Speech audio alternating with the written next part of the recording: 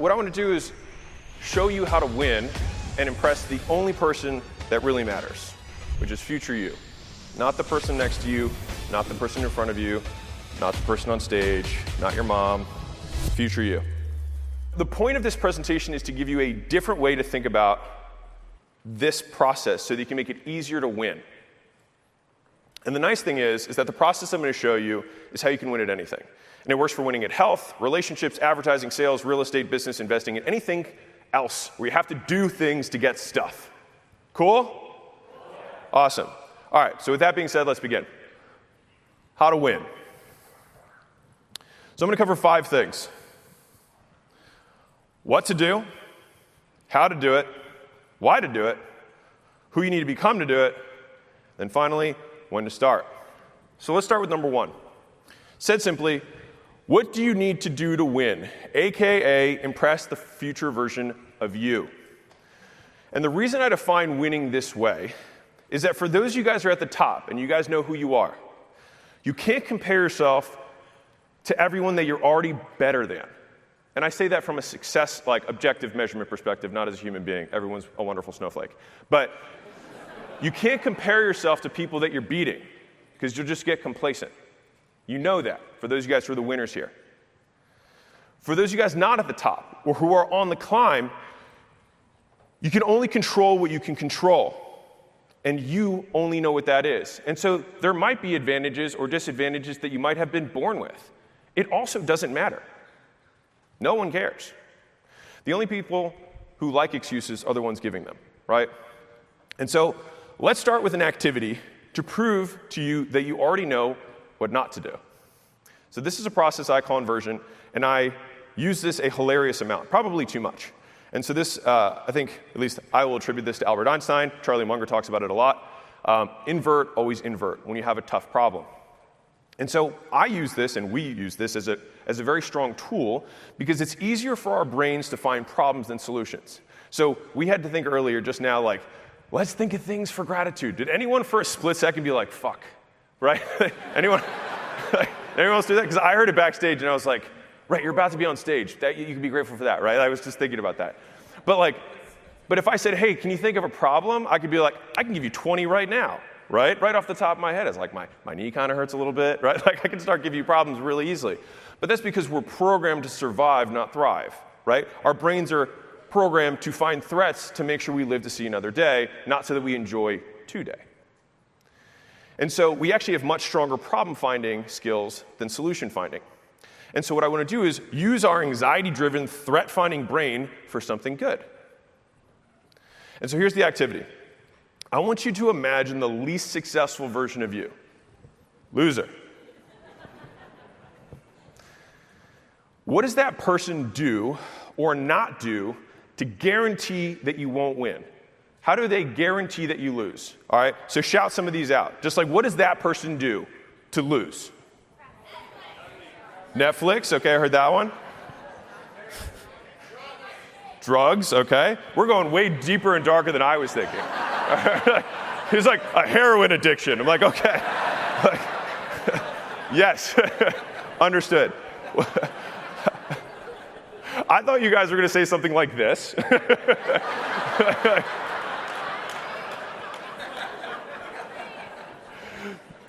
Be impatient, show up late, be unprepared, not confident, heroin, we can throw that up there. Being transactional rather than relational with your clients and customers. Don't follow up. Someone's like, hey, I've been thinking about selling my house, and you're like, awesome. And then you just never call them. I've got a friend who might be interested in your services, and you're like, that's a damn shame. Don't advertise, don't ask for referrals, right? These are probably some things that would guarantee that you won't be successful, right? And there's probably more we could add to this list. And so I would encourage you, though, if you really think about this, to really put these things down, because this is genuinely the process that I think about when I want to grow a business, when I want to get into a new endeavor. I think, how can I guarantee that I would lose? Like, what would I, in the fewest moves I could possibly make, what are the fewest things I could do to absolutely guarantee that I lose? And actually, the smaller the list you can make, the more potent those things are. Like, if there's just one thing that you can do to guarantee that you lose, that usually becomes the North Star of how you win. So how do we use these things that our brains came up with to win, right? We invert it. We flip it. And so this is what that would look like. So from impatient goes to patient. Showing weight is to always being on time. Being unprepared to being always prepared or over-prepared. Not confident to confident. Transactional to relational. Doesn't follow up to always follows up. To doesn't advertise to advertises constantly. To not asking for referrals to always doing so. Quick story on this. One of our companies had one sales guy who was outperforming the previous top salesperson by 2x. And so I wanted to know what this guy was doing. So I hopped on the phone, which he was like, all right. And so I was like, what are you doing, man? And he was like, after I sell someone, I just asked if they want to bring somebody else. And I was like, yeah. And then I looked at the sales director. I was like, is that not in the fucking script already? He's like, no, it is. And I was like, why are we not enforcing it? And he was like, we are now. And so, simple shit, right? And so a lot of you guys already know how to win because you know how to lose. So flip it. So after all that, I guess everybody here does know what to do to win, right? But maybe you just don't know how to do it. So let's talk about that. So most times we don't do things because we haven't broken them down to the most basic form, all right? The more skilled you are, the more general a command can be and you can follow it. So someone can go, Sharon can be like, hey, you want to JV on this company with me? And they'd be like, can you grow it? And I would say, sure. Very general command, right? Can you grow this business? Sure. If you go to a toddler and say, grow this business, they're going to be like, what does that mean? But the thing is that we're not so dissimilar from toddlers. It's just that our egos grew up, but not our abilities. And so you might say to the CEO, go advertise. The less skilled you are, the more broken down the command must be in order to follow it. So if I were to tell the toddler, genuinely, how to grow the business, it might start with, hit the button. Then wait until the light comes on. Then click the blue circle. Then type in facebook.com. Hit enter. You guys catching this? So what's the difference? The level of detail in the instructions.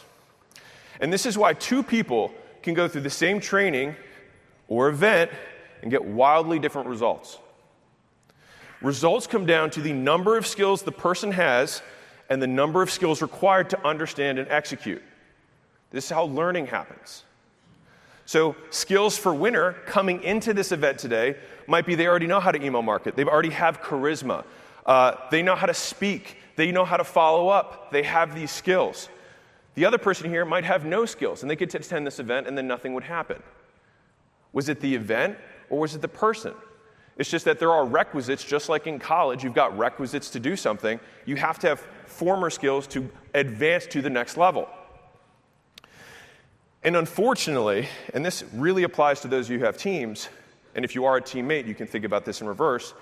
If you have one broken link in the chain of commands or instructions that someone does not understand, they get stuck, and then they do not complete the task. And you're like, why are you so incompetent? And it might just be because they don't understand one step.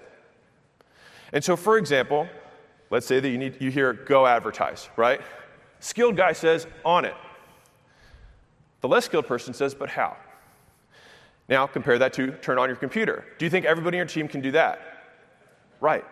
So that means that everybody here can be successful if you literally just break it down to a level that you cannot fail, that you understand every step. Does that make sense? That I can do. So you need to break things down to their most basic level so that everyone can learn them. And when you do that, you make it easier for more skilled people, and you make it possible for less skilled people. And so, for example, I said earlier on purpose, be more charismatic, right? Can we agree that if someone's more charismatic, they might do better in this field, in general? Yeah? Cool. What does that mean? It means smile when people walk in. Change emphasis and tonality when you're talking. Remember people's names. Ask people about themselves. Nod multiple times and then respond when people are talking. Keep eye contact. Address everyone in the room when you enter and exit. We might then say, that person's charismatic. But if someone says to you, be charismatic, you might be like, okay. But if someone said, do these 6 things, do you think you could do that? Yes. You have to break it down. And so this is the essence of good teaching and training. And learning how to learn will make you better at teaching yourself and then by extension your team. So here's the writer downer. If you can learn it, it is a skill. And if it's a skill, you can teach it. Which is why I wholeheartedly reject the concept of people being born a certain way. They might have physical attributes that orient the environment to reinforce certain behaviors, but if they became that way, they were taught to be that way, either formally or informally. But they learned that because it was reinforced at some part in their lives. Which means right now, if you're like, I'm not naturally charismatic, neither are children. They learn. And if you can pocket your ego, you can too. Which means that these traits everyone says the best are born with are simply buckets of smaller skills that we group together into a single larger term to save time when we're communicating. We don't say, hey, Johnny's such a good realtor because he smiles when everyone walks in the door. He remembers everyone's name. He changes his tonality when he speaks. He always addresses everyone inside and out when he enters and exits. We don't say that. We just say he's charismatic. But that shorthand in language is a source of confusion. And remember at the beginning I said this is going to be Mr. Miyagi thing? Don't worry, it'll come back. And the thing is that we know how to teach toddlers, but it's also how adults learn. Our egos are just too sensitive to allow it. And so what I want you to do is operationalize the list of actions that we figured out together earlier, right? We had this big list of all the ways that you know you can lose. We flip those into how we can win. And then we take those words like be patient, be charismatic, always be on time. We say, how do I operationalize that? What do I actually do? Turn on the button, turn the computer on, hit enter. How do we do that? And so if you're like, well, what does operationalize mean? Explain using actions or behaviors you can see with your eyes. Someone being charismatic, I can't see with my eyes. Did they smile when they walked in the door? I can observe that. Did they call someone by their name? I can observe that. Did they, whatever the other things on my list were, right? Note, it's not feelings, thoughts, intentions, impressions, manifestations, affirmations, or psychology. None of those things belong in instructions. Why? Because you have no idea what anyone else is thinking. All we know is that as a group, when people follow this process, more people buy. And here's the cool part. That's all we need to know. We don't need to test the science of the psychology. We just know that when we greet people, we look them in the eyes, we shake them, we remember their hand, and then we follow up on this cadence, it works. That's it. It's all we needed to know, and then do it. And so we know that if we do these things, you get this outcome. And that makes learning and teaching a lot simpler. We deal with only what we can measure and observe. And I promise you, if you can look at the world this way, 90% of the content you see in your newsfeed, you will just be able to ignore as noise. Because people are like, it's the manifestation of the internal trauma from child. It's just smile and shake their fucking hand. Like, just stop. Stop. So let me give you another example. And this is one that I actually struggled with. So I spend a lot of my time trying to operationalize words because it just helps me understand the world better because I don't feel like I understand much at all. And I just share that stuff in my content because I share the stuff as I figure it out, or at least as I figure it out for me.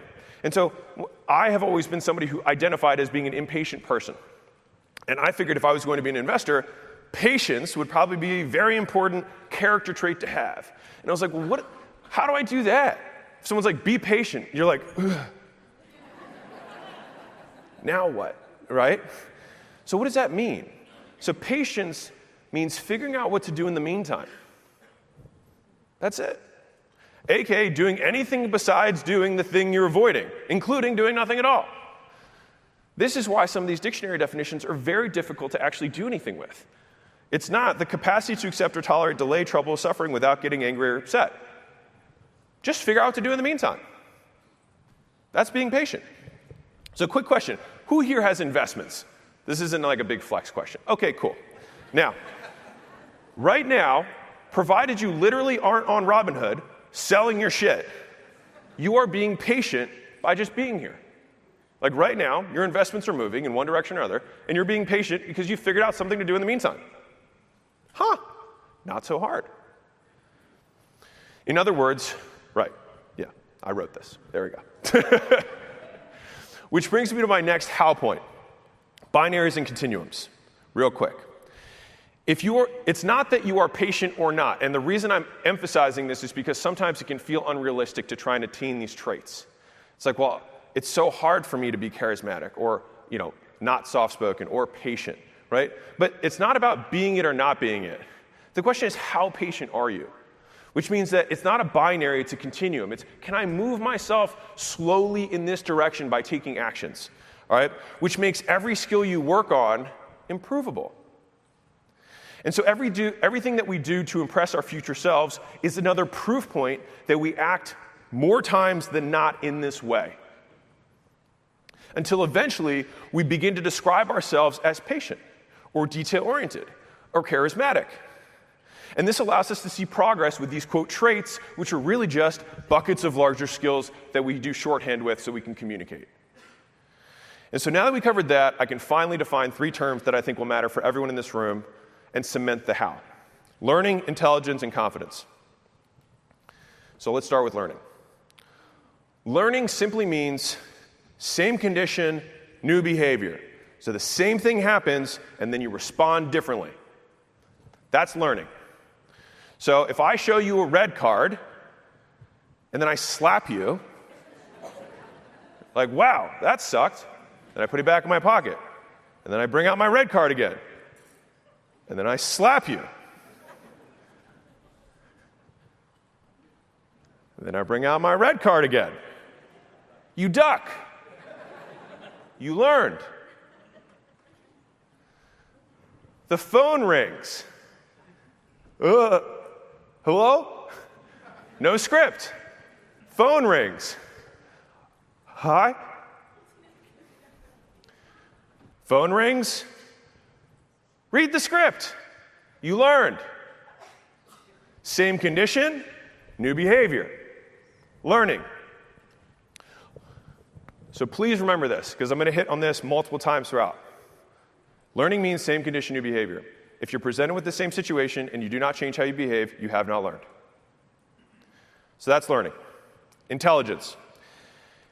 How fast you change what you do in the same situation. Intelligence is rate of learning, speed of learning. So, dumber.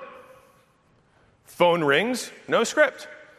Phone rings, no script. Phone rings, no script. Never changes. Dumber. Liking how complex this is? Smarter. Phone rings, no script. Phone rings, reads script. Changes faster, smarter. Everyone wants to think they're smart, but many of you will leave this event, go back to the same environment, and not change your behavior. So if that's you, which one of these 2 are you below? Dumber? Everyone's like, or smarter? So you may not have ever thought that you were smart, but if you change your behavior, you can beat even the, quote, smartest person. Which is why you need to be delta. You need to be a triangle. Change instead of an L7 weenie, a square. Right? That's why triangles win, because we change. So that's intelligence, which is simply rate of learning, how quickly you change your behavior under the same conditions. So how can we tie that to confidence? Because I think, could we agree that a realtor who's more confident would probably do better in this field than one who isn't? Okay, awesome. The percentage likelihood that something happens. In statistics, you have a confidence metric. How confident are we that something's going to happen? And confidence is domain specific. So you can be a confident realtor and a not so confident parent. Kind of interesting. So how do you increase your confidence percentage? With proof. Well, how do you create proof? You do it a lot of times. And how can you make sure you have a high percentage likelihood that the script comes out the way you want it with a client? You do it in the exact situation a lot of times because confidence is domain specific. There's some people who practice their speech in the mirror, but when they get on stage, they freeze. They're like, but I practiced this thing, but you didn't practice it in front of a crowd. It becomes domain specific. You sound so certain. Here's how you do that. Do it enough times that you get bored of it. So like you can complete the sentences, you can do it while you're driving, you can do it in any situation you want, because guess what? That's when you'll be performing the script. So here's a writer-downer. Confidence comes from the past, not the present. If your plan requires luck, it's a bad plan. If you need to get lucky in order to win in this game, you will not win. So you can prepare. And you do that in the past before you need the skill. You dig the well before you're thirsty. So now that we covered the what, you guys all know the big list of things that you should be doing. And you can break it down into an operationalized little basic nugget of I can actually do this. With the how, let's talk about why you should but aren't. So I'm going to talk about two things within my little why category. External conditions and internal conditions. So I'll start here. That's supposed to be like the economy. I don't know if that little visual looks economic, but I liked it. Okay, so here's why you might not be doing it. I call this the 5 stages of opportunity hopping. So you go from step 1, uninformed optimism. You're like, man, in this low interest rate environment, my cousin's making a killing in real estate. Must be amazing. I could do that too. And then you hop in. You go to step 2, which is informed pessimism. This is not as easy as I originally thought. People aren't just coming to give me their homes to sell. Well, gee golly. And then you keep going, and you reach this third point where you're like, the valley of despair. What is life? Is this really what I want to do? Am I passionate about real estate? I really do love being a family person. And then you start justifying reasons not to do something, right? And this is what most people do, is they get to the valley of despair, and they jump. Because in the beginning there, you saw your cousin who was doing well at real, and you were like, I'm going to jump in. But you were doing something before that you were just in the valley of despair of that thing.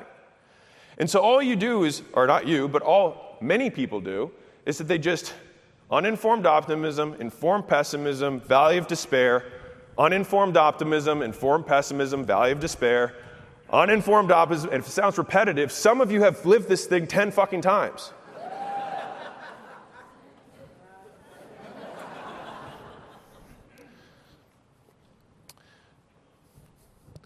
And so many of you guys are here right now. It's a tougher climate than it was 24 months ago.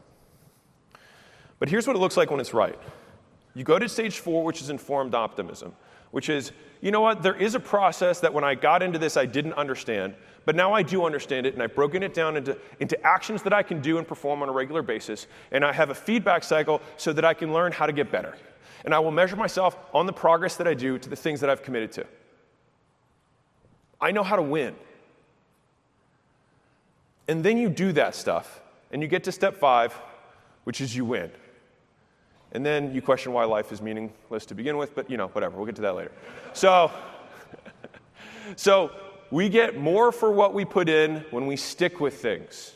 You get compounding returns when you stick with things longer. And so wealth is made during the hard times because the largest percentage of the market transfers to the few left standing. That guy, or gal. The more you do anything, the better you get at it. And the more environments you do it in, the better you get at it in more environments, especially considering a macroeconomic environment right now, right? So the question is, who would you trust more to sell your house? The agent who's been through 3 recessions and never left the profession? That rhymed, didn't mean to do that, but sounds cool. Or the agent who juggles 3 opportunities and hops in and out when it's convenient? Ooh, some of you are like, that's me. Right.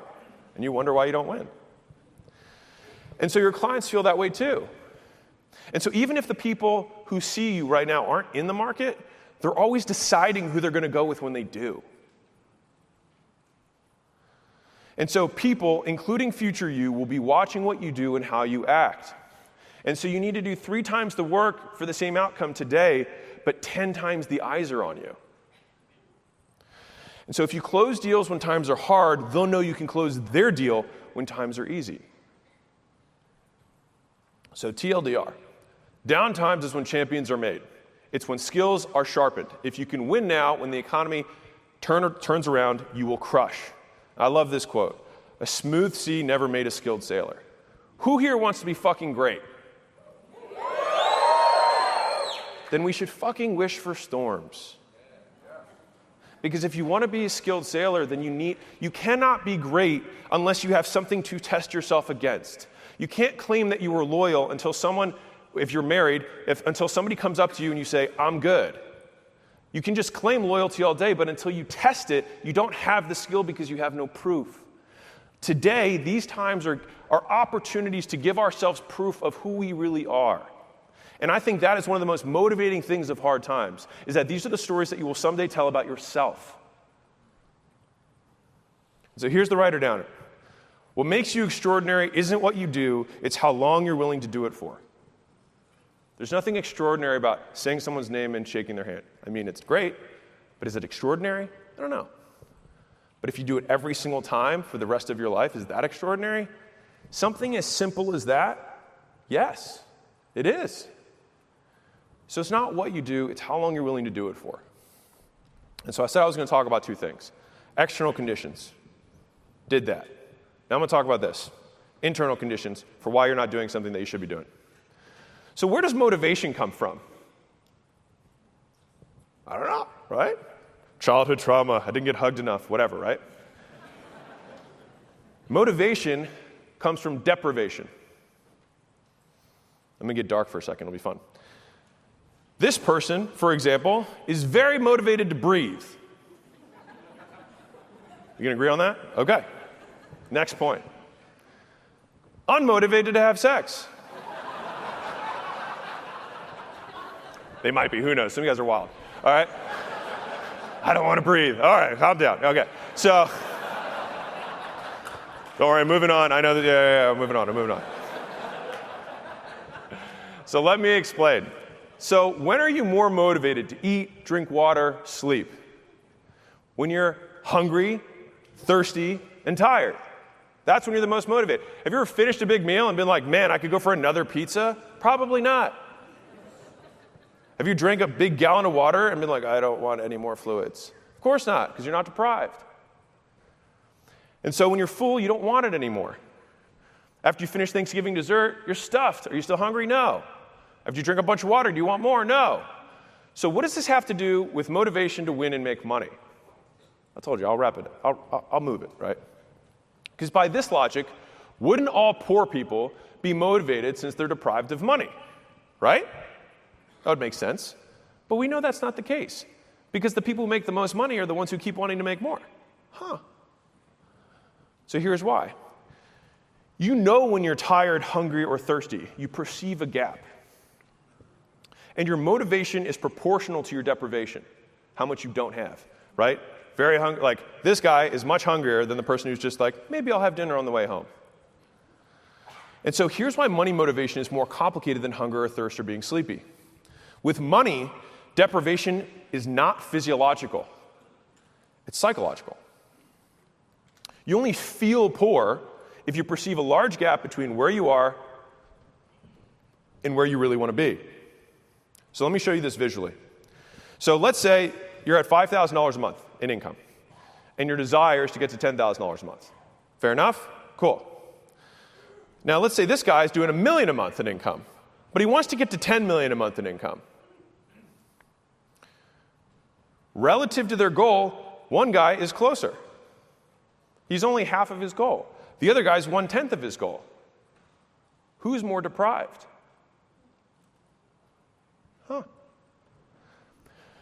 Hang around 5 people with 10 times the net worth that you have, and you'll feel poorer than you ever did when you were poor around poorer people than you. That'll be a Hormozi family tongue twister for my children. AKA changing your minimum standard, which I stole from Sharon. The number one predictor of wealth isn't IQ, gender, race, and this one startled me. It's the zip code you're born in. Kind of fucks with you a little bit. You're like, huh, it's not about race, it's not about gender, it's not even about IQ. It's just where you're born. Which means it's the things that we compare ourselves to. Because your environment sets your standards. If you change the environment, you change your behavior. This is why networks like this are so valuable. Like, you can basically get someone to do anything if you orient the environment the right way. I can get everyone here to take off their clothes if I make this 150 degrees in this room.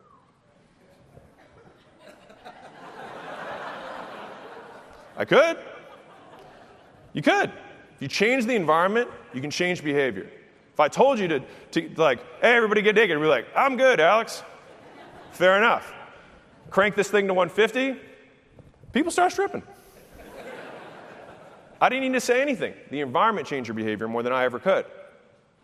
This is why the places like this and networks like this are so valuable. And so, if you want to feel more motivated, change who you compare yourself to.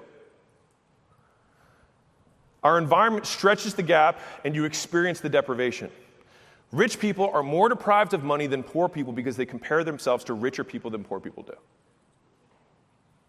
And so consider this extreme example. You've got the guy with a bag on his back, nothing else he needs. I have everything I need. 2, I need everything. Who's more deprived? So you might be like, this seems kind of dark. Is there a clean way to make this comparison without focusing on other people? Because that's what I would be asking. Yes, compare yourself to the person you genuinely want to become. That's how you can create the gap. So here's the writer-downer. If you want to change what you do, change who you compare yourself to. So we covered external conditions that might be stopping you from doing the what. Opportunity hopping and sticking it out, right? And now we cover the internal conditions that might have been preventing you, who you compare yourself to, and your internal levels of motivation and deprivation. So now that we covered the what, and we covered the how, we covered the why, internal and external, now let's talk about who you have to become to do that. So how do we become someone with certain traits? Well, contrary to popular opinion,